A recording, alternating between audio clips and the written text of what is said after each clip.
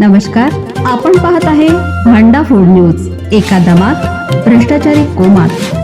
Social media, कर्जबाजारी, गुन्हेगारी, सट्टेबाजी, चोरी, मटका, जुगार, दारू, सावकारशाही, न्यायाच्या प्रतीक्षेत प्रशासन.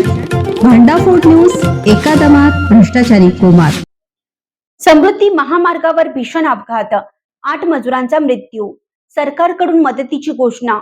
जालना जिल्ह्यातील समृद्धी महामार्गावर कडवंची परिसरात भीषण अपघात घडला असून या घटनेत 8 मजुरांचा दुर्दैवी मृत्यू झाला आहे, तर 3 जण गंभीर जखमी झाले आहेत.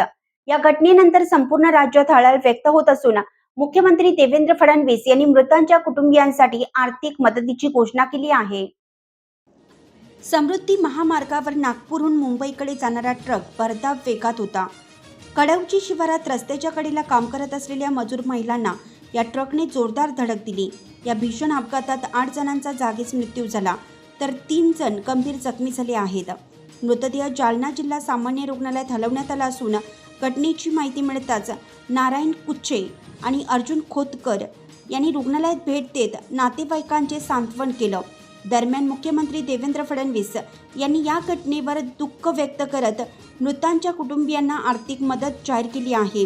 तसेच जखमींना तातडीनं उपचार देण्याचे निर्देश प्रशासनाला देण्यात आले आहेत.